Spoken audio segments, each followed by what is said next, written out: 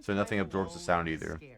Spending time alone in For now. nature for weeks, months at a time, even more difficult. But let's see the medical troubles that they go through during their time alone. Let's get started.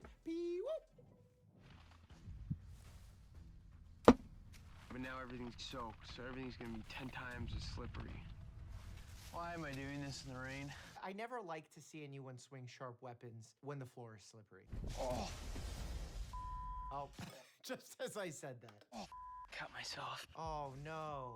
Getting a cut in the wild is really problematic, and it's not for the reason most people think. Most people assume, oh my God, no Neosporin, how are you gonna manage? It's not the Neosporin that's the issue. It's the lack of clean water and exposure to bacteria, because really when you get a superficial wound, all you need to do is rinse it under cool, clean water. Maybe a little soapy water, but like a lot of people think hydrogen peroxide, Neosporin. No, you really don't need that. I tripped over a log. My axe doesn't have its face on it. I don't wanna go home. If it doesn't stop bleeding, I might be. Bleeding is the acute problem, and that doesn't look like it's bleeding too bad. But the real problem for him is going to be exposure to bacteria and infection setting in. Because that is a pretty big gash, pretty big opening. If he doesn't find a good way to clean it and cover it, that's going to be an infection. I cut my arm. It just won't stop bleeding. Okay, we're coming out to you now. All right. So he's really alone. Stitches. Stitches. I can't take off the tape there because I'm going to start the bleeding again. It looks as though it's got some debris in there as well. Okay. I can't do that out here. I mean, you need a clear field. You need to take out debris. You need to take out foreign substances. Because if you leave something in there, that's Take it just out room for before you put the infection to wrap grow. on. Any substance that's Huh? not natural to your own body, actually inside your body, like entering your skin, that can be a site where bacteria can multiply very easily and cause a very big problem for you. Dang toe, man. Both my feet feel totally warm, but then that tip of the toe just like hurts a little bit. Oh, that's so bad. I already know what's about to happen. So what happens when you get frostbite? What? Your That's skin crazy, can dude. feel warm, but the fluid that's inside your skin, remember it's like 60% water, that's freezing and causing damage. And when that happens, you need medical assistance ASAP, because the stage Yep. before frostbite is frost nip. But then once that transitions into numbness, that's when it's a problem. That's why some people don't even realize they have frostbite, because their nerves are numb and they don't feel it. A lot of people wonder why like the tip of the nose, the fingers, the toes are first to go. It's because these are the parts of the body that lose the most heat, especially unnecessarily because there's no organs here. So the body actually will clamp down on the arteries, limit how much blood flow is going to those areas because it wants to preserve warmth. And as a result, those areas start to die off first. I gotta get a fire going and warm up my toe. Sometimes rewarming can cause a really, really bad appearance and a lot of pain. I have a really big blister timer. on the tip of my toe. All right. But It's turned worse. It turned like this But this- purple color. and that can get worse for up to 48 hours. This The section nature of the is frostbite crazy. Is once it becomes like superficial. So we're a little frostbite, invested once in the it Russian. frostbite. Once it starts affecting the just watching- subcutaneous I'm just watching the tissues, movie the they made. muscles, the adipose tissue, Helping the out. nerves. That's when you start Helping to out. show Every bit the ability helps. to move, and that's permanent disability. That Starting you don't from wanna there, bruh, sacrifice and for then watch show. like to halfway through it, Sure lucked out with how and it many gets dandelions like hit by there are something. here, even though I don't care for them. Well, you know what's funny? And I've so many critiqued bullets are before pinging off of individuals the eating armor on it. dandelions, but like it depends where the dandelions are. made If of, they're on like, the side frying of the pan road where there's a material. lot of traffic, don't eat those. If there's a farm nearby with pesticides and all these things that you can't clean the dandelions with, don't eat them. But like in the wild, if you have nothing to eat, they are a good source of certain vitamins. They actually have more iron than spinach. And not just the flower, but the root is also edible. There's something happening. eat when I dandelions? stand up, and I'm getting these head Unheard of. rushes. Yeah, head rushes, basically what we're talking about is early stages of a vasovagal syncope, where basically if you're dehydrated, your blood pressure isn't high enough to maintain enough circulation reaching your brain, Okay, because you I'm have sorry, to fight sir. against gravity in order to have the leave you alone. circulation, the blood reach the brain. And in order to do that, you need to have a good amount of blood pressure. And you need to have good reactivity from your blood vessels. So you need to have the little muscles around the arteries to pump a little bit in the legs. There's also many instances where this happens as a result of people taking medications incorrectly or having it happen as a result of certain medications. Whoa. Oh, he fell? See, what happens when you're on one of these shows alone and you faint? Did you just, like, good luck? Or do they have, like, a heart monitor?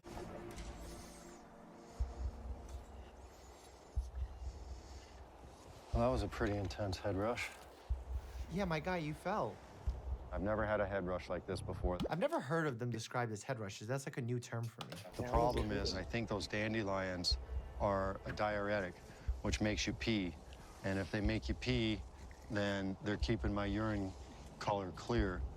So I'm thinking that I'm hydrated when I'm really not. What can happen if you consume a diuretic is that your body starts getting rid of excess water. And when it does that, that changes your color of your urine to make it seem like you're well hydrated, number one. Number two, because it's getting rid of excess water, you're actually dehydrating yourself faster. So it creates two problems. That's why when folks consume a lot of coffee and they're like, oh, my urine is clear, I'm good, right? It's like, well, caffeine is a diuretic. So if you didn't drink coffee and just drank water, what color would your urine actually be? Oh, that's new. We out here learning. I'm honestly a little bit scared that I've done something to my knee.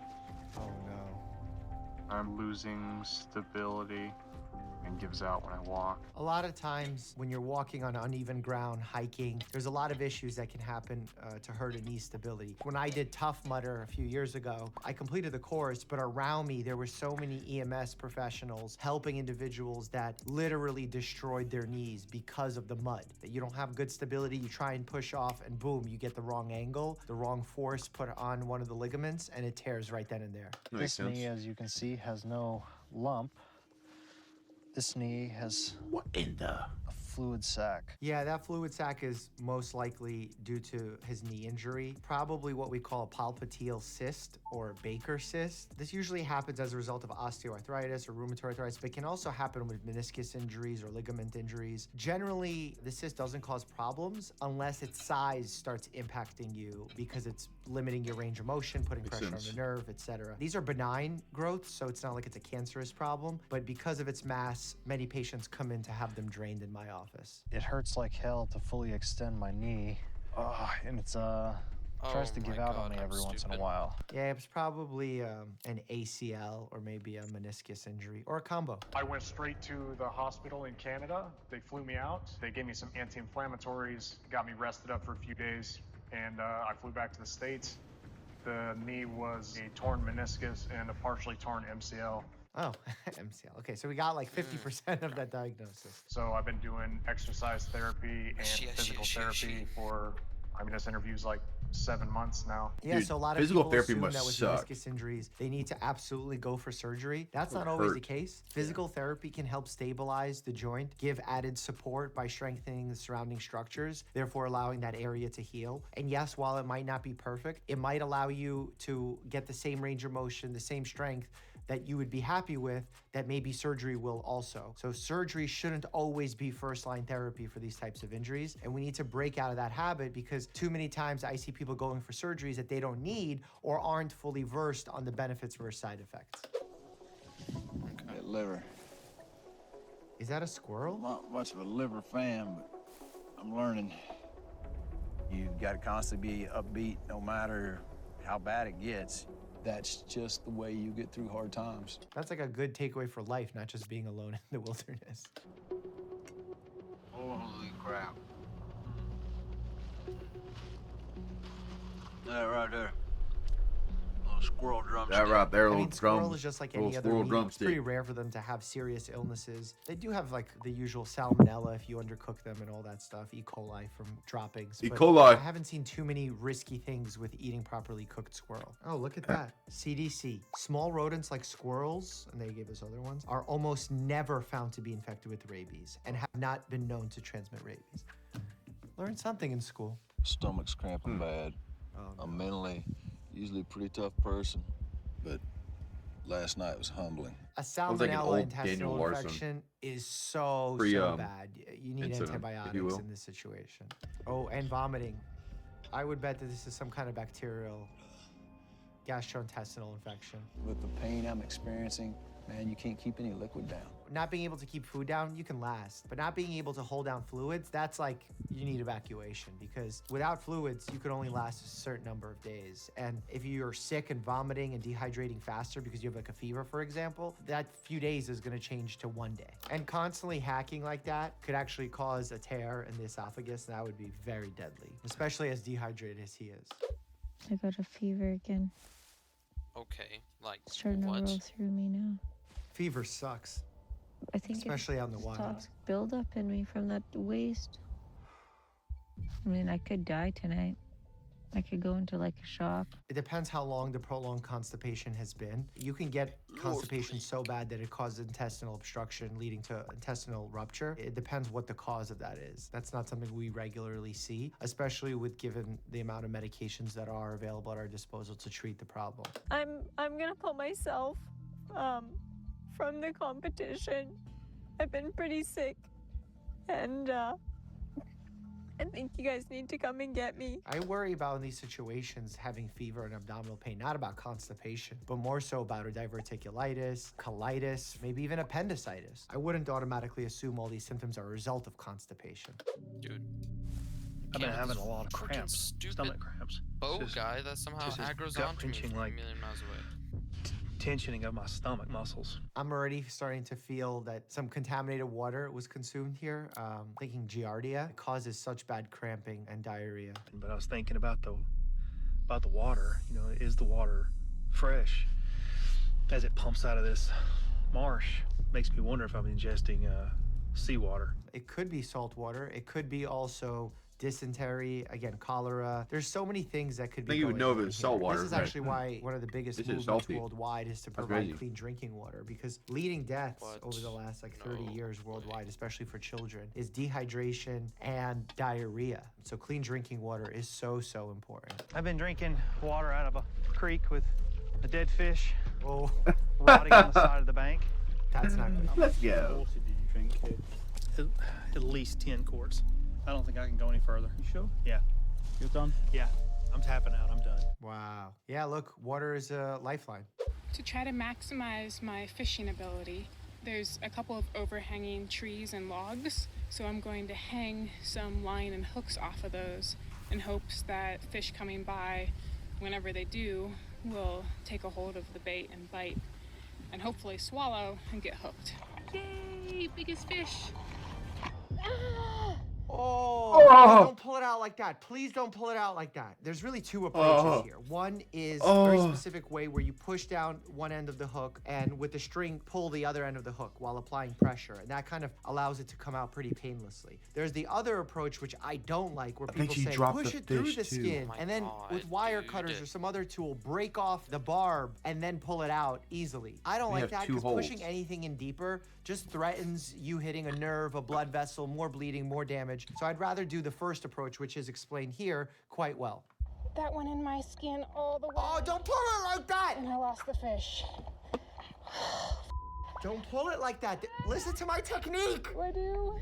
I Oh. don't feel like it's safe to leave it in indefinitely. Okay, first of all, it's definitely not safe to leave it in indefinitely, but that's a technique you gotta know. I'm gonna see if I can lash the knife to the back of my hand to keep it in place. Ooh. What is the purpose of this?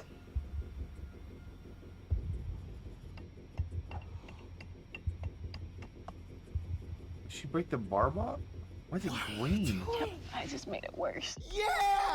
Oh my God! Why is it That was green? so painful. I'm ready to get this hook out of my hand. It's been in here for 2 days now. She's been out for 86 days, and That's- that's what stopped her? That's incredible. That's What a crazy. champ. What if it's in my tendon?